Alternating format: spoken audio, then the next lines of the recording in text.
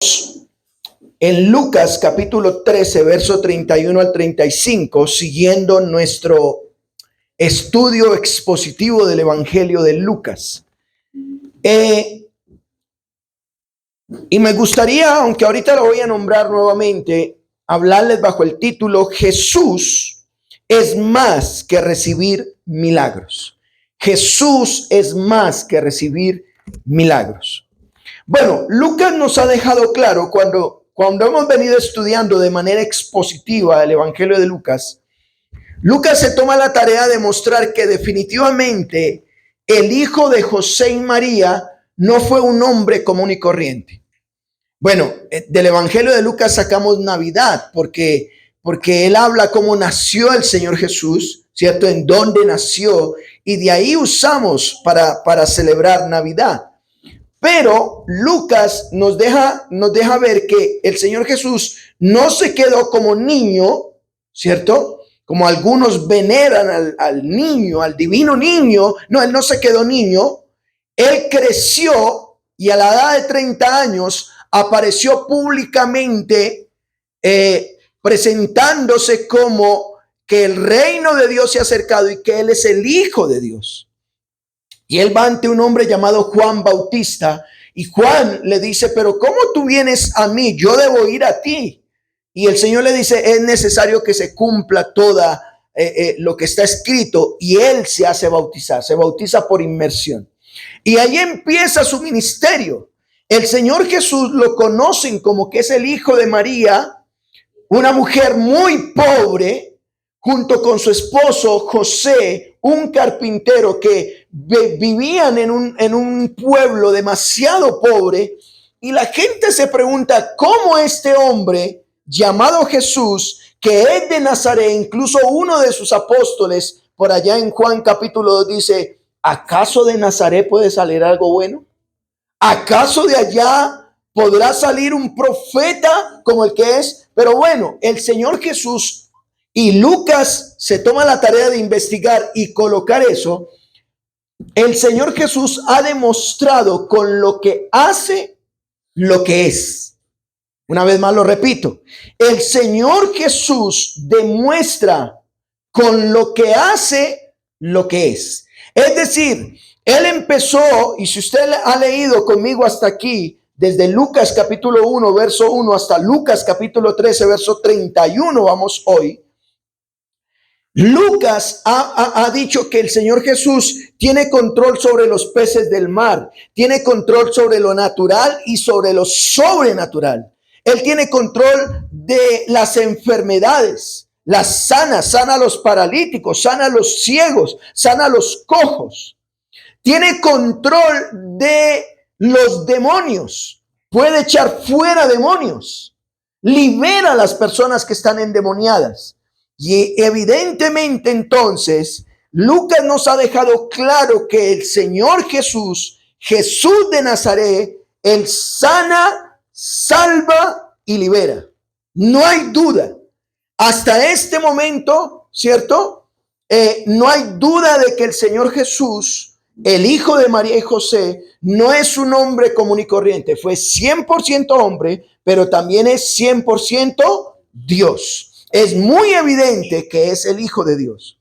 Pero hasta este momento, usted que me ha escuchado hablar, yo quisiera preguntar, ¿cómo estás viendo al Señor Jesús? Cuando tú piensas en Jesús de Nazaret, cuando tú piensas en Jesús, hijo de María y José, cuando tú piensas en Jesús como el Hijo de Dios, la pregunta es, ¿cómo lo ves? ¿Quién es Jesús para ti? Cuando vienes a un servicio cultico, ¿con qué propósito vienes? ¿Lo vienes viendo como aquel que puede hacer un milagro en tu vida? ¿Lo vienes viendo como aquel que está todavía crucificado porque algunos lo tienen crucificado?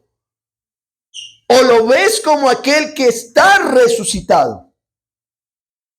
¿Cómo ves? ¿Cómo estás viendo al Señor Jesús?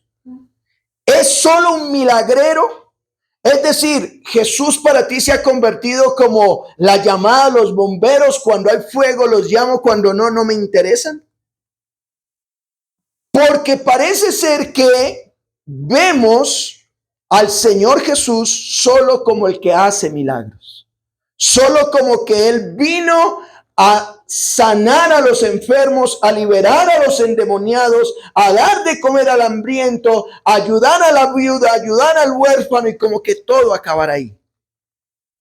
Por eso entonces, una vez más lo repito, me gustaría hablarles bajo el título: Jesús es más que recibir milagros, más que recibir milagros. Miremos, el Señor Jesús ha pasado por Galilea, ha pasado por Judea, ¿cierto? Ha pasado por Samaria y ahora está en el contexto de Judea, en Jerusalén. Y encontramos en el verso 31, dice, aquel mismo día, ¿sí?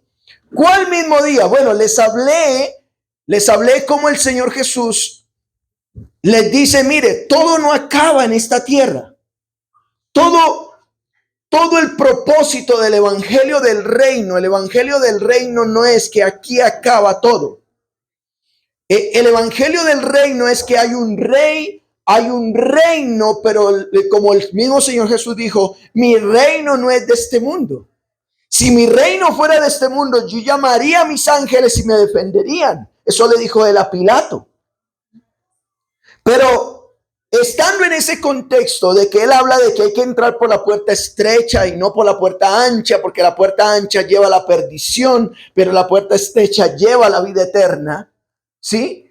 Ese mismo día, aquel mismo día, llegaron unos fariseos. ¿Quiénes eran los fariseos, pastor? Bueno, los fariseos eran un grupo religioso que observaban la ley de Moisés de manera muy estricta, pero tan estrictamente la observaban que incluso exageraban. Sobre todo al guardar el día del Señor, el día del reposo lo exageraban. Voy a ponerle solo un ejemplo. Para ellos, el día de reposo no se podía trabajar. Y como no se podía trabajar, ellos creían que caminar más de 10 pasos ya era trabajar para hacer algo. Así que, ¿qué hacían ellos? Al acostarse, colocaban una vasija para lavarse las manos a 2 metros máximo de su cama, porque ellos decían que si iban hasta el baño a lavarse las manos, eso ya era trabajar. Hasta ese punto exageraban ellos. Así que los fariseos, estos que le han cuestionado su ministerio, estos que han dicho que él ha sido loco, que cómo se atreve a decir lo que dice, le hablan y le dicen, sal de aquí, vete de aquí. ¿Y cuál es la razón? ¿Por qué quieren echarlo de ese contexto? Mire lo que dice el verso 31. Porque Herodes te quiere, ¿qué? Matar. Y aquí es donde está, porque hay que ver al Señor Jesús más que una persona que hace milagros. Aquí tenemos una razón que los fariseos están usando para decirle, vete de aquí. Recuerden, el Señor Jesús ve a la viuda y la ayuda, ve al enfermo y lo sana, ve al endemoniado y lo libera. Y los fariseos le dicen, vete de aquí, váyase de aquí. ¿Y por qué? Porque Herodes. ¿Quién era Herodes? Herodes era el rey de los judíos. Era un hombre políticamente con poder, que tenía el poder de matar al Señor Jesús. Y ellos aprovechan esto para decirle, salga de aquí, váyase de aquí, no se quede en este lugar, porque Herodes te quiere matar. Voy a leer un comentario. A los fariseos no les interesaba proteger a Jesús de algún peligro. Ellos no les interesaba si Jesús lo mataban o no. Trataban de atraparlo, al contrario. Ellos querían encontrar que Jesús de Nazaret era un falso profeta. Los fariseos urgían a Jesús a que se fuera, no porque temían a Herodes, sino porque no querían que se quedara en Jerusalén. O sea, piensen por un momento que usted ha venido trabajando por mucho tiempo en su religión, en la religión judía, pero los fariseos. Y tienen adeptos y en el Shabbat llegaban personas. Y de repente viene una persona el cual proclama el reino de Dios y en las sinagogas se estaban desocupando. Y en vez de quedarse con los fariseos en la sinagoga, se iban a ir a escuchar ¿a quién? al Señor Jesús. Así que lo que los fariseos, ellos no les interesa que Jesús sea perjudicado por Herodes. Lo que les interesa a ellos es: no se quede en Jerusalén, váyase, que nos está dañando, en otras palabras, el negocio. El negocio. Así que, pero ni Herodes ni los fariseos podían determinar la vida, la obra y la muerte del Señor Jesús. Dios mismo planeó y dirigió la vida del Señor Jesús, su misión, y se reveló en el tiempo de Dios y de acuerdo a su plan. Así que, hermanos, miren acá. Un grupo religioso le dicen al Señor Jesús, aquel que sana, sana y salva, ¿sí? Y libera. Le dicen: vete, porque la autoridad terrenal, el rey, te quiere matar. El Señor Jesús pudo haber dicho: uy, qué miedo, me voy, protejo mi vida. Miren lo que dice el verso 32 de Lucas capítulo 13. Lucas 13:32 dice: y les dijo, id. Esa palabra id es una orden de parte del Señor. Id y decid a aquella zorra: he aquí hecho fuera demonios, hago curaciones hoy y mañana, y al tercer día, ¿qué? Y aquí está la situación. Los fariseos no han entendido que el Señor Jesús tenía un plan ya determinado. Había una autoridad civil, y no era que el Señor Jesús no se sujetara a la autoridad civil. Él respetaba la autoridad civil, pero él tenía claro cuál era la misión que tenía de parte del Señor. Así que él les dice: vete, porque te van a matar. Y él dice: vea, ¿sabe qué? Si él mandó a decir esa razón, si Herodes mandó a decir la razón, les dice: id. La palabra id es una orden de vayan a hacerlo, pero háganlo con obediencia. Es una orden. Y díganle a aquella zorra. En otras palabras, bueno, aquí en otra versión lo traduce como: ve y dile a ese zorro, ¿cierto? Y un zorro es como aquel que tiene mañas, ¿cierto? Herodes era mañoso. Herodes tenía el control. Herodes el Grande, sobre todo, tenía el control del imperio. Tenía convenio con el imperio romano y gobernaba a los judíos.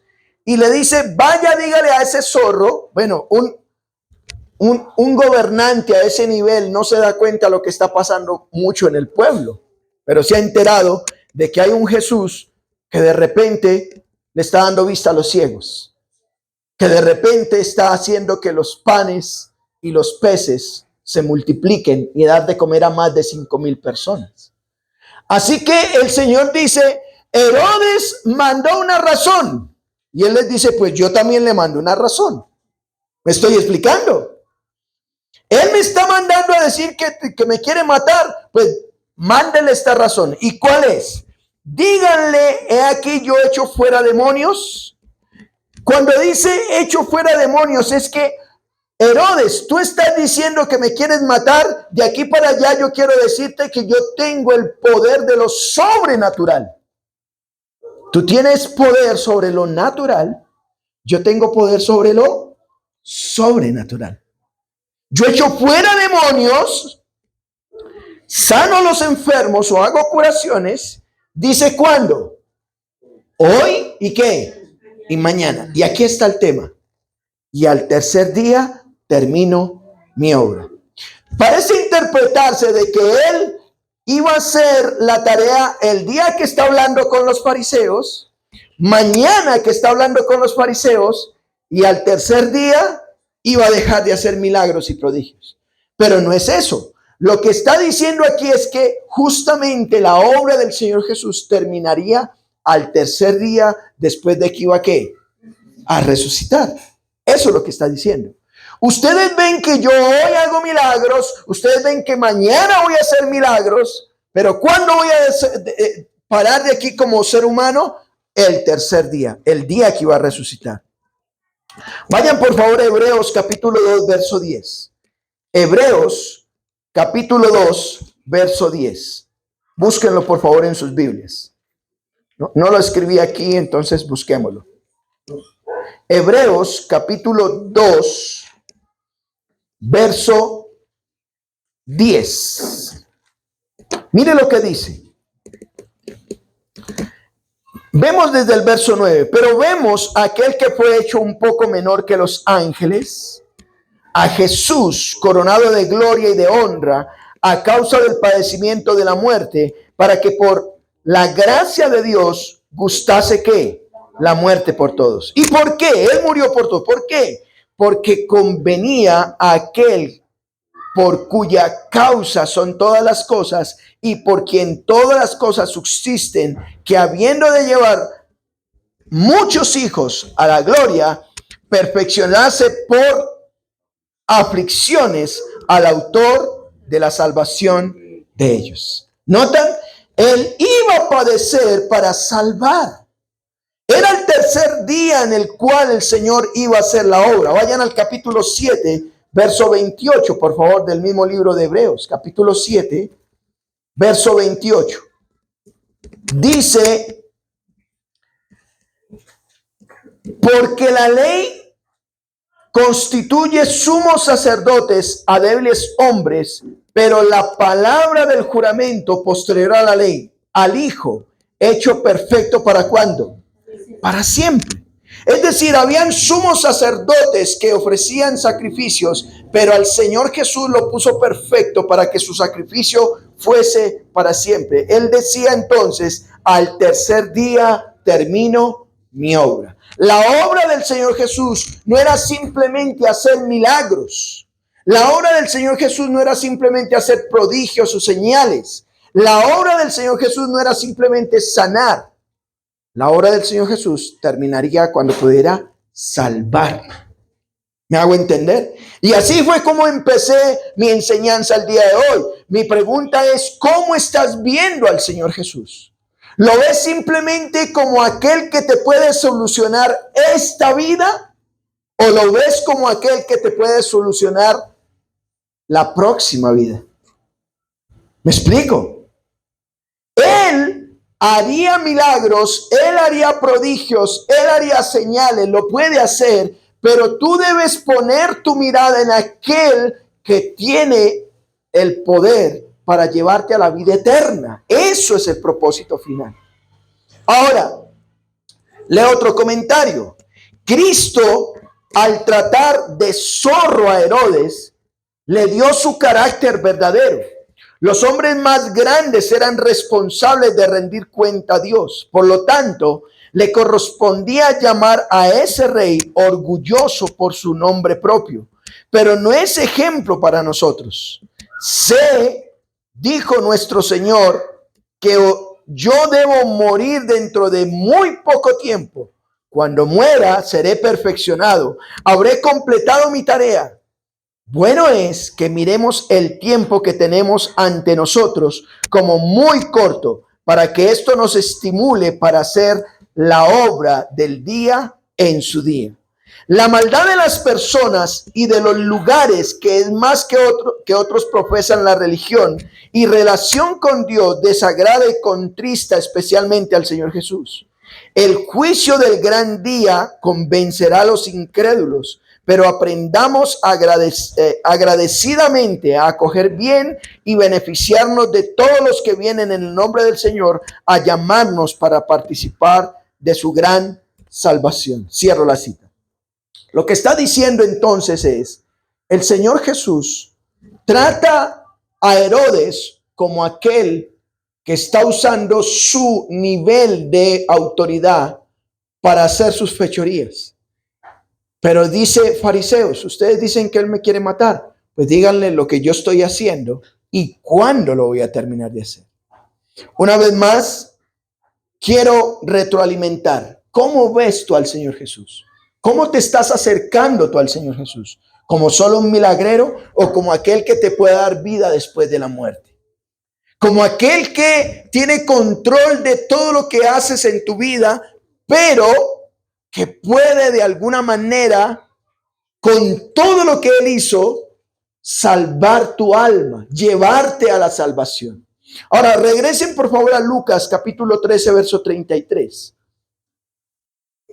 Él reitera esta afirmación. Mire lo que dice. Sin embargo, ¿cierto? Recuerde que él está mandando una razón ¿a quién? A Herodes. Sin embargo, es necesario que hoy y mañana y pasado mañana siga ¿qué? Mi camino, porque no es posible que un profeta muera fuera de Jerusalén. Noten, aquí va el tema de hablar ya de Jerusalén. Déjenme hacer un paréntesis aquí. Resulta que hoy hay una teología que pone su mirada mucho en lo que pasa en el Jerusalén físico, la ciudad de Jerusalén. Y el Señor Jesús obviamente está diciendo, Jerusalén ahí es el lugar donde matan los verdaderos profetas. ¿Quién los mata? Su mismo pueblo. El mismo pueblo mataba a sus verdaderos profetas. Y él lo que le está diciendo es, miren, yo voy a seguir haciendo la tarea de milagros, de prodigios, de señales, pero la voy a hacer hasta el tercer día, hasta que yo resucite. Sin embargo, quiero que sepa que es necesario que hoy, mañana y pasado mañana siga mi camino. En otras palabras, lo que le está diciendo es, Herodes, mandaste a decir que me vas a matar. Pues mira, te voy a dar dos razones. Número uno, yo voy a seguir mi camino. Tú no me vas a poder matar. Voy a seguir haciendo la tarea porque mi tarea es durante 3 años y no se me han cumplido los 3 años, ¿cierto? Yo tengo fecha de vencimiento, diría el Señor Jesús, en ese sentido como hombre, mientras muero. Porque usted y yo no sabemos cuándo vamos a morir, pero Él sí lo sabía. ¿Por qué lo sabía? Porque es Dios, que era Dios. Él sabía cuál era su fecha de vencimiento, nosotros no. Así que Él dice, pero es necesario, usted me está diciendo que va a matar, bueno, es necesario, hay una necesidad que hoy yo siga sanando a los enfermos, siga liberando a los endemoniados, siga haciendo que los que están ciegos vean, haga milagros hoy, mañana y pasado mañana, porque debo seguir mi camino. Y la otra razón es porque no es posible que un profeta muera fuera de Jerusalén. Es decir, yo voy a regresar. El Señor Jesús dice en este momento yo no voy a morir ya y me voy a ir, pero no voy a morir por fuera, yo voy a regresar porque es necesario que yo regrese, ¿cierto? ¿Y por qué? Porque un profeta no podría morir fuera de Jerusalén. ¿Estoy siendo claro? Ahora, y aquí viene el famoso lamento del Señor Jesús sobre la ciudad. Vayan al verso 34. Verso 34. Dice, Jerusalén, Jerusalén, que matas a los profetas, que apedreas a los que te son enviados. ¿Cuántas veces quise juntar a tus hijos como la gallina a sus polluelos debajo de sus alas y no quisiste? ¿Sabe que para mí esto fue un dolor en mi corazón? Esto lo habla de manera real y específica, Jerusalén. Es decir, Jerusalén era la capital de Judea, era el lugar donde Dios permitió que ahí se construyera el templo y ahí estaba la presencia de Dios. Pero Jerusalén tenía un problema. En vez de adoptar a personas de muchas naciones, todo aquel que hablara realmente de la palabra de Dios terminaban ¿qué haciendo? Matándolo. Es decir, en Jerusalén estaban los fariseos, los saduceos, los escribas, ¿cierto? Los sacerdotes judíos. Y cuando un profeta como el profeta Juan Bautista, que fue el último profeta para Israel, hablaba, ¿qué hacían ellos? Lo mandaban a matar. Así que él dice, Jerusalén, estoy hablando de la ciudad, dice el Señor Jesús, que matas a los profetas y apedreas a los que te son enviados. Hay un texto que, bueno, hace muchos años creo que les enseñé aquí, que el Señor hace una parábola donde había un señor, el dueño de una viña, no sé si recuerden, el dueño de una viña, y el dueño de la viña dejó unos criados y les dijo, cuídenme que produzca la viña, y se fue. Y mandó a un siervo y le dijo, vaya por favor, pregunte si eso ha producido algo. Cuando llegó allá, los siervos que estaban allá mataron al enviado. Y luego el amo dice, no, pues yo no puedo ir por allá, yo voy a mandar otro siervo. Y mandó otro siervo y lo mataron también.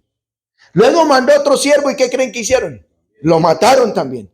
Así que el amo, estando en su reino, dice, oiga, voy a mandar a mi hijo. Yo no creo que estos sinvergüenzas maten a mi hijo. Si es el heredero, es el dueño de eso. Y dice que lo mandó a su hijo y el hijo pide cuentas y los siervos terminan matando al hijo también. Y la parábola dice, ¿qué creen que hará el dueño del viñedo con esos siervos? Es lo que está ocurriendo aquí. Esa es una parábola que habla del Señor Jesús. Dios, siendo Dios, mandó sobre esta tierra a profetas como Moisés, como Elías, como Isaías. Mandó profetas, pero ¿se sabe qué hicieron con ellos? Los mataron. Y por último el Señor dijo, voy a mandar a mi hijo. Voy a mandar al heredero, que fue el Señor Jesús. Y cuando lo envía, ¿sabe qué hicieron con el Señor Jesús? Lo mataron. Pero era necesario. ¿Y por qué lo mataron? Porque era necesario que Él muriera para que usted y yo fuéramos, ¿qué? Perdonados. Fuéramos salvos de nuestros pecados. Ahora, Él se está lamentando. El verso 34 de Lucas 13 dice, Jerusalén, Jerusalén, que matas a los profetas, que apedreas a los que son enviados. ¿Cuántas veces quise juntar a tus hijos como la gallina, una comparación, como la gallina a sus polluelos debajo de sus alas, y no quisiste? Y usted que me está escuchando aquí, y usted que me está escuchando acá, déjeme decirle algo. ¿Saben que esto, le dije al comienzo, esto causó como dolor en mi corazón? Porque las iglesias son comparadas con la Jerusalén. La iglesia debe ser un lugar en el cual acojamos a aquellos que Dios manda. La iglesia debe ser un lugar donde la gente que viene a refugiarse en Dios se sienta refugiada, se sienta protegida. Pero Dios nos guarde que nosotros podamos ser objeto de que la gente se vaya. Los verdaderos creyentes, habrá falsos, dice que estuvieron entre nosotros, pero no eran de nosotros. ¿Me hago entender? Que cada vez que alguien venga a esta congregación lo hagamos sentir como que en casa. Bienvenido. Eres parte de la familia de Dios, ¿cierto? Que matas, dice ahí. Vayan por favor a Lucas capítulo 19, avancen a Lucas capítulo 19. Miren lo que dice el mismo Lucas sobre esto que él está narrando. Verso 41. Lucas capítulo 19, verso 41. Dice, y cuando llegó cerca de la ciudad, al verla lloró sobre ella diciendo, oh, si también tú conocieras a lo menos en este tu día lo que es para tu paz, mas ahora está encubierto de tus ojos, porque vendrán días sobre ti cuando tus enemigos te rodeen con vallado y te resistirán y por todas partes, ¿qué dice? Te estrecharán y derribarán a tierra y a tus hijos dentro de ti, y no dejarán en ti piedra sobre piedra, por cuanto no conociste el tiempo de tu visitación. ¿Notan? El Señor Jesús está hablando en contra de Jerusalén. Llegará el día en que van a derribarte. ¿Por qué? Porque no quisiste reconocer los que eran tuyos.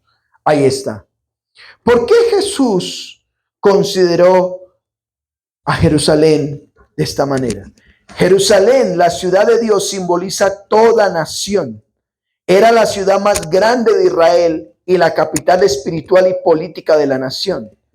Judíos alrededor del mundo la visitaban a menudo, pero Jerusalén tenía la forma de rechazar a los profetas que Dios enviaba y rechazaría al Mesías como lo hizo con sus antecesores. Así que, hermanos, el Señor Jesús se lamenta sobre aquella ciudad que tenía que acoger a los suyos, pero terminó ¿qué haciendo? Rechazándolos y matándolos. Verso 35. Verso 35. He aquí, vuestra casa os es dejada ¿qué?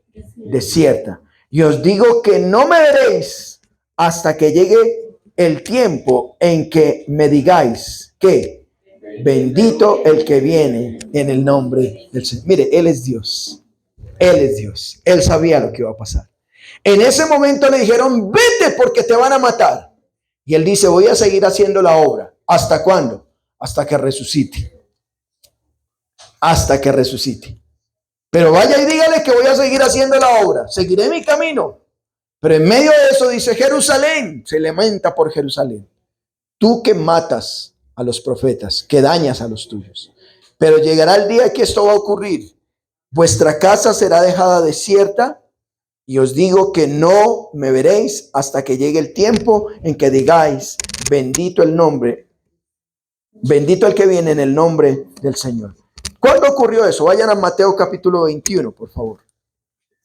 Voy a hablarles ya del futuro del Señor Jesús. Mateo capítulo 21, verso 1 al 11. Mira lo que dice del Señor Jesús.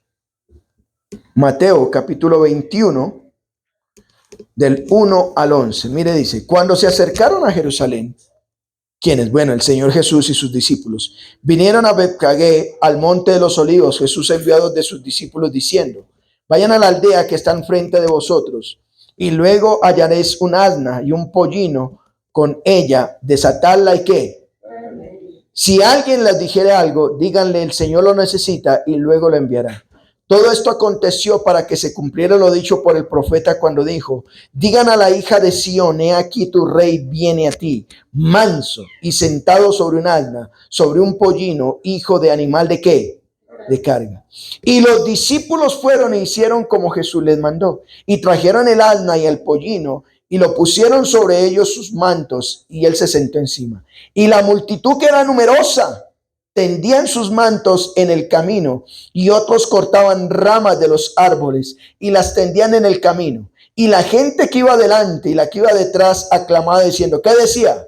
Hosana al Hijo de David, bendito el que viene en el nombre del Señor, hosana en las alturas. Cuando entró él en Jerusalén, toda la ciudad se conmovió diciendo, ¿quién es este?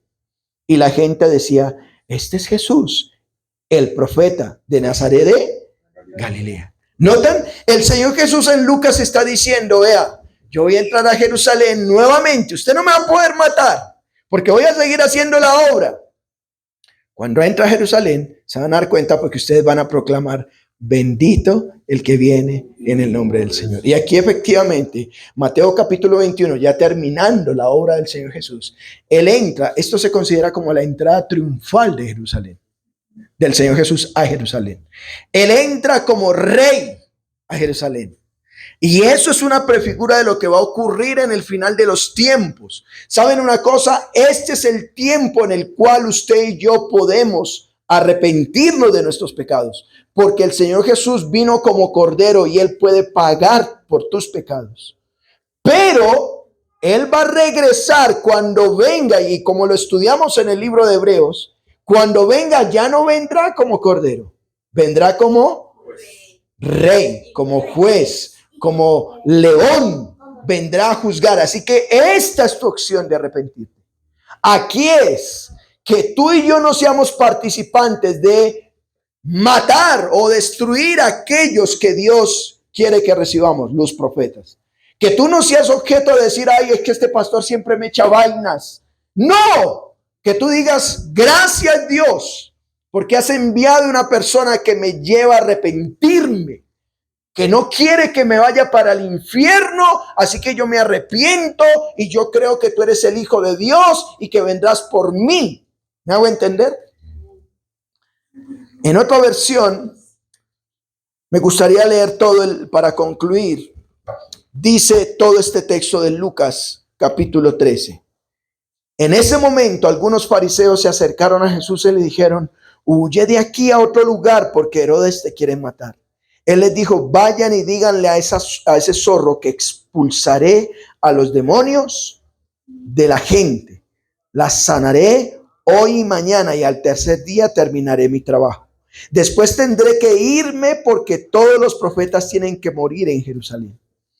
Jerusalén, Jerusalén, tú que matas a los profetas y lanzas piedras a los mensajeros que Dios envía. ¿Cuántas veces quise juntar a tus hijos, así como la gallina junta a sus pollitos bajo sus alas, pero no me dejaste?